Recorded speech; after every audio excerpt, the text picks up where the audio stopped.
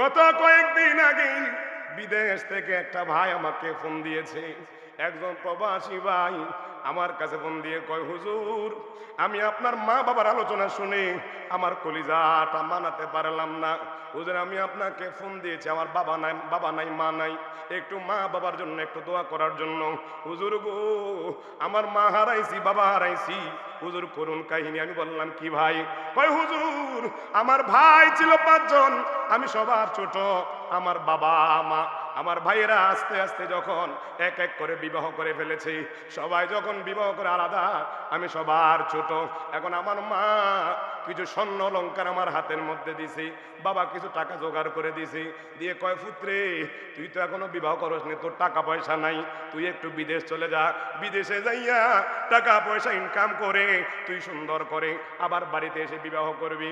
হুজুর মা বলল, বাবা বলল, আমি চলে গেলাম বিদেশে। 3-4 মাস ভালো অবস্থানে ছিলাম। আমি মাকে একটা মোবাইল কিনে দিছি, বাবা আমাকে ফোন দেয়, মা আমাকে ফোন দেয়। হুজুর গো, প্রায় সময় মার সাথে কথা বলি, বাবার সাথে কথা বলি, বাবা আমাকে ফোন দিয়ে কথা বলে, আমিও বাবাকে ফোন দিয়ে কথা কই। কিন্তু হুজুর আমি যখন বিদেশ আসলাম 6 মাস, এই 6 মাসের মাথায় একদিন আমি মোবাইলটা রুমে রাখলাম, রুমে নিয়ে রাখছি, আমি ডিউটি যাওয়ার সময় মোবাইলটা নেই নাই। হুজুর গো, আমি যখন বাসায় আসলাম, বাসায় আইসা দেখে আমার মোবাইলের মধ্যে অনেক ফোন আসছে, আমাকে যারা এতদিন ফোন দেয় নাই তারাও আমাকে ফোন দিছে, মা করে সেভ করে রাখলাম। ওই মাকে আমি যখন ফোন দিলাম, আমি দেখতেছি আমার বাড়িতে মানুষের আনা গোনা, আমার মা লাশ হয়ে শুয়ে আছে আমার ঘরের, আমার ভাইয়ের ঘরের মধ্যে। আমার বাবাটা, আমার ভাইটা মোবাইল নিয়ে ভাই কয়, বাইরে কারে মা বলে ডাকবি, আজকে দেখ না আমাদের মা তো নাই, মা তো মারা গেছে। হুজুর গো, আমি যখন শুনলাম আমার মা নাই, আমারে ওই মোবাইলটা মার মধ্যে ধরছে, দেখি আমার মা যেন ঘুমাইয়া আছে, আমি বেহুশ হয়ে গেলাম। হুজুর আমার মাটা নাই, আমার মার জন্য দোয়া চাচ্ছি। হুজুর আমার ভাগ্যের কি নিম্ন পরিহাস, আমার মা মারা যাওয়ার 6 মাসের মাথায়, অর্থাৎ আমি যখন বছর 1 বছর পার হলো, আর একদিন খবর হচ্ছে আমার বাবাটা নাই। হুজুর গো, এখন আমার টাকা আছে, পয়সা আছে, কিন্তু আমার মা নাই, বাবা নাই, এই জন্য আপনার কাছে দোয়া চাই। মাগো তোমার মতো নেই না কেহ, আমায় কোলে টানি, আদর করে মোছে না কেউ, আমার চোখের পানি, হায় রে মা জননী আমার, হায় রে মা জননী, কত কষ্ট করেছে না আব্বা সংসারে, কত কষ্ট করেছে না আম্মা সংসারে,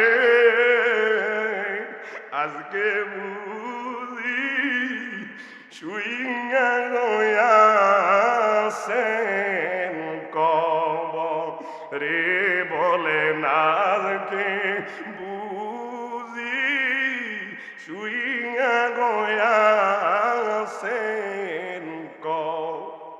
মরিয়া গিয়াছে আল্লাহ, আল্লাহ যাদের মা বাপ মাফ করিয়া দেন গো আল্লাহ কবরে রাজাব।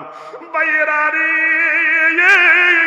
এতক্ষণ অনেকের চোখের মধ্যে হাসি ছিল, এখন মার কথা যখন বলিলাম, বাবার কথাটা যখন কইলাম, অনেকের বুকটা ফেটে যাচ্ছে। হুজুর আমি মা দেখি না 5 বছর, বাবা দেখি না 5 বছর, 10 বছর, 15 বছর, 20 বছর, জানি না রে ভাই।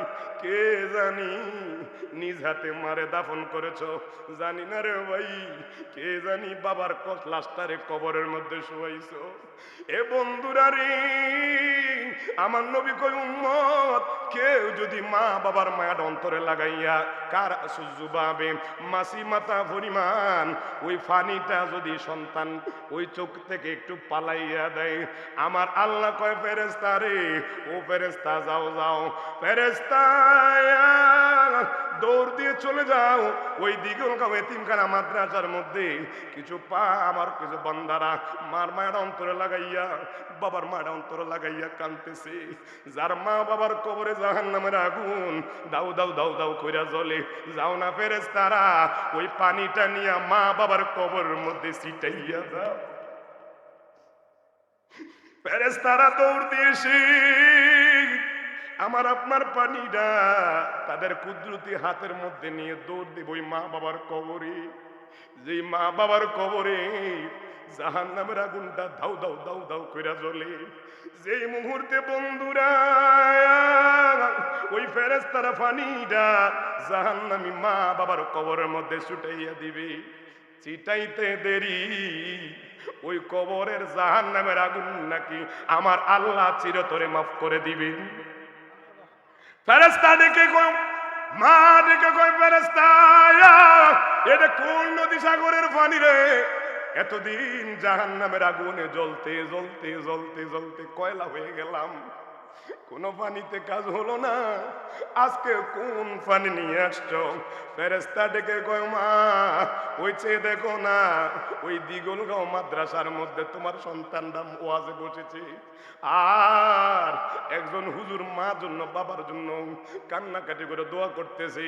তোমার সন্তানের মায়ের অন্তরে লাগছে, লাগার সাথে সাথে তোমার জন্য তোমার মা তোমাদের জন্য মায়ের অন্তরে লাগার কারণে চোখের পানিগুলো টপ টপ টপ টপ করে পড়তে দেরি।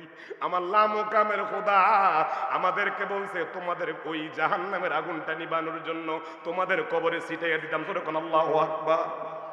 আমার নবীজি বলেন, সন্তান যখন মা বাবার জন্য দোয়া করে চাই যেইভাবে হোক, সে যদি দান সৎকার মাধ্যমে মা বাবার জন্য দোয়া করে, আমার আল্লাহ কয় সন্তানের দোয়া মা বাবার জন্য কবুল হয়ে যায়, মা বাবার দোয়া সন্তানের জন্য কবুল হয়ে যায়। যখন আল্লাহু আকবার। এখানে কে আছেন মা নাই? প্রার্থ তুলে দেখেন, কার মা নাই? কার মা নাই? আপনার মা। কার বাবা নাই? প্রার্থ তুলেন সে। আহা, আপনার মান কার মা নাই বাবা নাই? একটু হাত তোলেন। আয় আল্লাহ, মা বাবা নাই যে বেশি জানি না রে ভাই। কে জানি মারে যখন শোয়াইলাম মার কবরটাতে জাহান্নামের আগুন দাও দাও করে জ্বলে। আজকে এই মাহফিলটা হচ্ছে দিগলগাঁও মা বাবার কবরের আযাবটা মাফ করার একটা মুখ্য সুযোগ আছে। আমি একটা মানুষ চাবো মার ধন্য, মায়ের ধন্য সন্তান, ধন্য বাবার ধন্য সন্তান।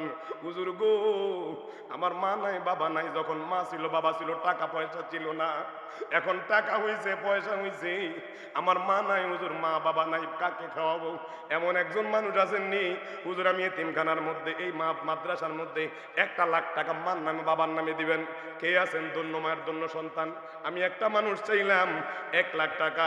কত লক্ষ লক্ষ টাকার মালিক হয়েছেন, কিন্তু হত কোটি কোটি টাকা খরচ করলো, মাকে আর তুলতে পারবেন না, বাবাকে আর আনতে পারবেন না। এমনও ভাই আছে রে বন্ধু, মার খাটটা পড়ে আছে, বাবার খাটটা পড়ে আছে, মার ব্যবহৃত জিনিসপত্রগুলো পড়ে আছে। আমি দেখলাম আজকে চেয়ারম্যান সাহেব মা বাবার কথা শুনে না হু হু করে কান্না করতেছে। তিনিও তো মা হারাম বাবা হারাম, এখানে অনেকে বাবা হারাম মা হারাম, সন্তানগুলো বসে হা করে রয়েছেন, কারণ জানেননি সন্তান দেখতেছেন, কিন্তু যেই মা হারাইছেন, যে বাবা হারাইছেন, মার চেহারা তো আর পাওয়া যাবে না। কথা কোন ঠিক কিনা? বিদেশে বীরে যে যারো আল্লাহ পুত্র মারা যায়, পশু পাখি না জানিতে আগে জানে মাই। যারা মা হারাইছেন তারা বুঝেন, মার মতো এত দরদি আর কেউ নাই।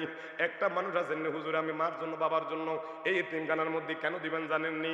আমার নবী কয়, কেউ যদি এতিমকে মাথার মধ্যে হাত বুলিয়ে দেয়, মুসনাদ আহমদের মধ্যে আছে, ওই মাথার মধ্যে যতগুলো চুল আছে ওই চুল পরিমাণ সওয়াব আমার আল্লাহ দান করে দিবেন। জোরে কোন সুবহানাল্লাহ। জবানটা ছেড়ে দিয়ে বলি আলহামদুলিল্লাহ। লক্ষ করে দরুদ সালাম ওই নবীজির কদম মুবারকে, যিনি হায়াতুন নবী, জিন্দা নবী, নূর নবী, শফিউল মুজনবিন, রাহমাতুল লিল আলামিন, রাহাতুল আশিকিন, মুরাদুল মুস্তাকিন, শামসুল আরিফিন, সিরাজুস সালিকিন, ইমামুল আম্বিয়া ওয়াল মুরসালিন, হুজুরপুর নূর সাল্লাল্লাহু তাআলা আলাইহি ওয়াসাল্লামের পাক কদম মুবারকে বেহদ সালামি আল্লাহ পাক কবুল করুক। সকলে বলুন আমিন। আর একটু মহব্বতের আওয়াজে বলুন আমিন। মাগফিরাত কামনা করছি। অদ্যবধি আমাদের থেকে বিদায় নিয়ে যারা এখানে বসে আছেন, কারা আপনজন, মা বাবা ভাই বোন, আত্মীয় স্বজন, এলাকাবাসী, গ্রামবাসী, মহল্লাবাসী, বিশেষ করে এই দিগলগাঁও অত্র এলাকার মধ্যে যত কবরস্থান রয়েছে, আমাদের আপনজন যিনারা শুয়ে আছেন, আল্লাহ রাব্বুল আলামিন যেন আজকের এই মাহফিলের সদকায় তাদের কবর আযাব মাফ করে তাদের কবরগুলোকে জান্নাতের আলা মাকাম দান করে। সকলে বলুন আমিন। আর একটু মহব্বতের আওয়াজে বলুন আমিন। আমরা এই মাহফিল হওয়াতে খুশি না বেজার? আরো জোরে।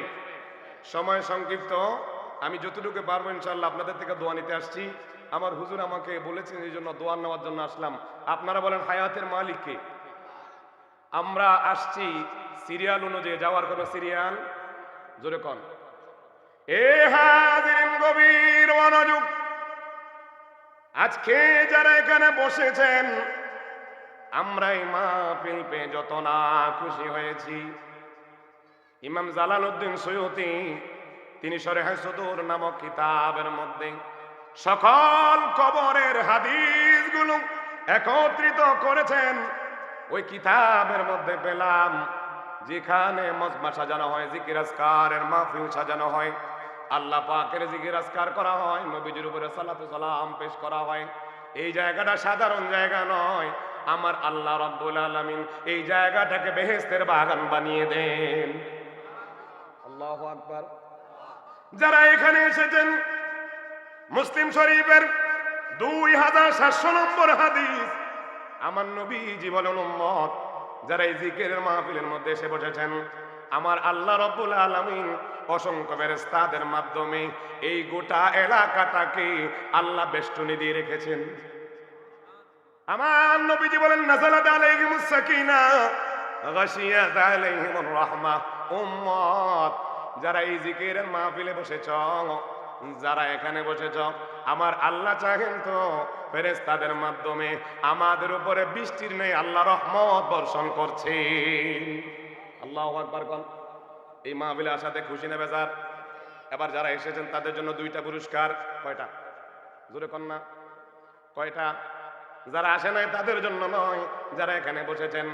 মুজামুল কাবির লিত-তাবরানী ওই কিতাবের 1556 নম্বর হাদিস, আমার নবীজি বলেন, মা জালাসা কওমি ইয়াযকুরুনাল্লাহ ইল্লা নাদা মুনাদি কুমু মাগফুরুন লাকুম। আমার নবী কয়, উম্মত যে জায়গার মধ্যে আল্লাহ পাকের জিকির করা হয়, এই মাহফিল সাজালেন, আপনারা বলেন এই মাহফিলের মধ্যে জিকির হলো কার? আরো জোরে কোন। নবীজির উপরে সালাতু সালাম প্রেরণ করা হয়েছে কিনা? এ বন্ধুরা রে, গভীর মনোযোগ। নবী আমার ডেকে বলেন, উম্মত এই মাহফিল যখন সাজালেন, এই মাহফিল সাজালেন যখন, আমার আল্লাহ রাব্বুল আলামিন আসমান থেকে স্পেশাল কিছু ফেরেশতা পাঠালেন। ওই ফেরেশতাদেরকে আমার আল্লাহ বললেন, যাও যাও ফেরেশতা, দুনিয়ার মধ্যে যেখানে আমার বান্দারা আমি আল্লাহ পাকের জিকির করবে, আমার নবীজির সানা সিবত দুরুদ সালাম প্রেরণ করবে, ওই জায়গার মধ্যে তোমরা গিয়ে দাঁড়িয়ে যাও। জোরে কোন সুবহানাল্লাহ। তাদের কাজ হলো আমাদেরকে ওই ফেরেশতারা সুসংবাদ দিচ্ছেন। ওই আল্লাহ রাব্বুল আলামিন ওই ফেরেশতাদেরকে বলে দিন, ফেরেশতারা যাও তোমরা যে সুসংবাদ দাও আমার বান্দাদেরকে 2টা। একটা হলো কুমু মাগফুরুল লাকুম, যারা এখানে এসে বসেছেন গুনাহগুলো আছে না নাই? জোরে কোন। এমন একটা মানুষ নাই যেই মানুষের গুনাহ নাই। আল্লাহ রাব্বুল আলামিন আমাদের কাদের মধ্যে দুইজন ফেরেশতা নিযুক্ত করেছেন। কুরআনুল কারীমে বলেন কিরামান কাতিবিনা ইয়ালামুনা মা তাফআলুন।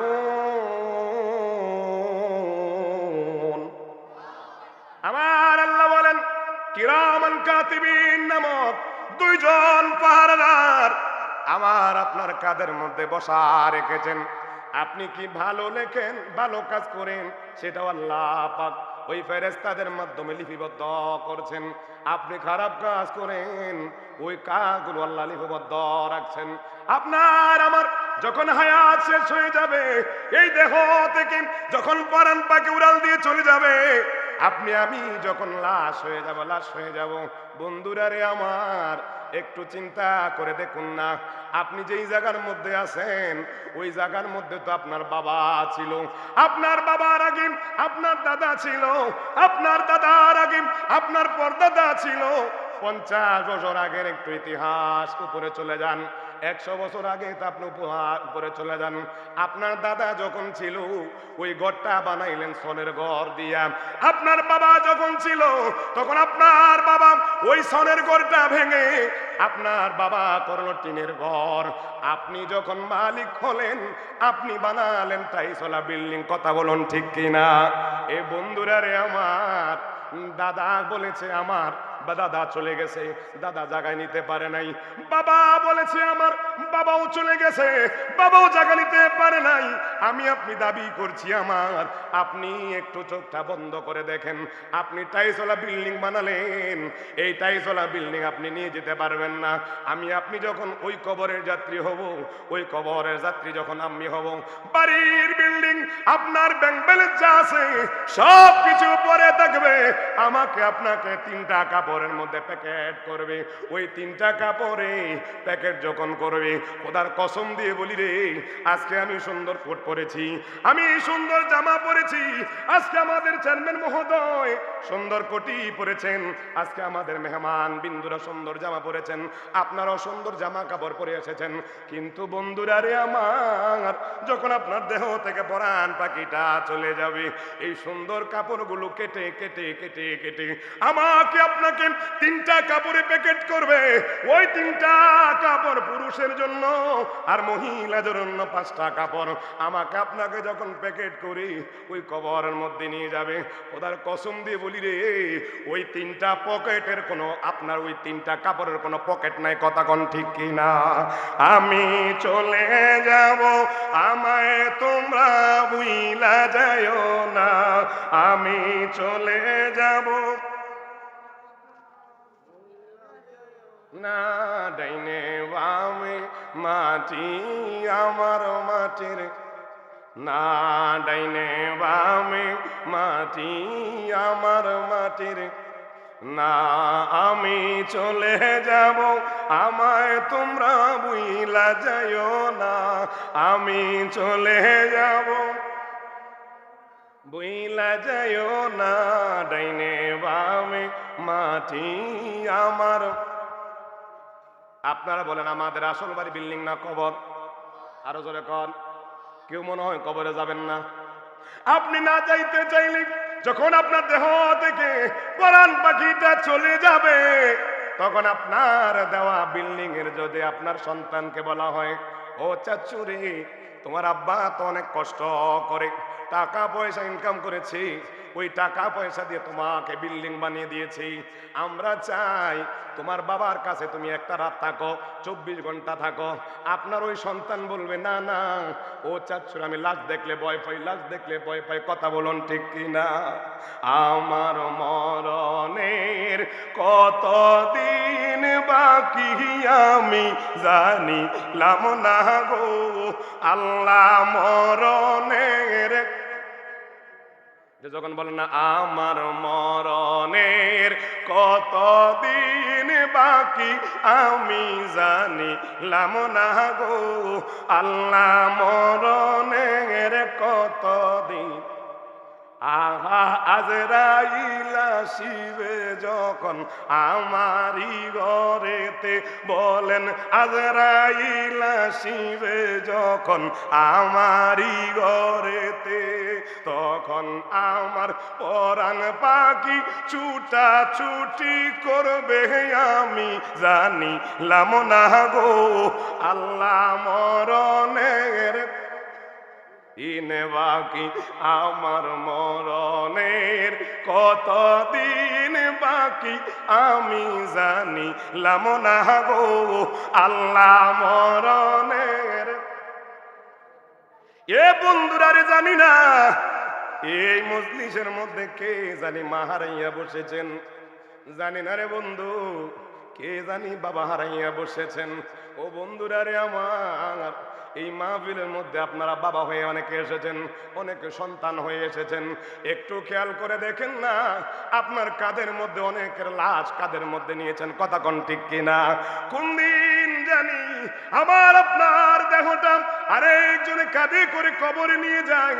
আপনার বাবা নাই, মা নাই, অনেকের মা নাই, অনেকের বাবা নাই। যার মা বাবা নাই রে, সে জানে জমিনে মার মূল্য কত, বাবার মূল্য কত। যাদেরকে যারা বাবা হারাইছেন, যারা মা হারাইছেন, তাদেরকে জিজ্ঞাসা করেন, এই যারা মা হারাইছো, যারা বাবা হারাইছো, তোমাদেরকে মা বাবার মতো কেউ কি আদর করে?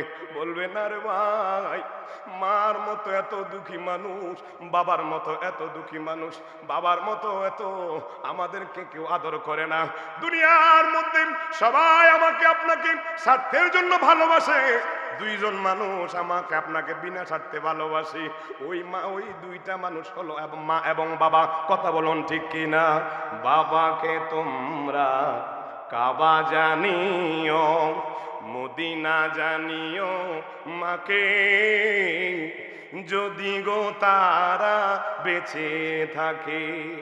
ওই আমি দেখি নাই, দেখিতে পারি নাই, ও আমি সেবি নাই, সেবিতে পারি নাই, সেবিও আমার উম্মত, সেবিও আমার উম্মত। বন্ধুরা রে আমার।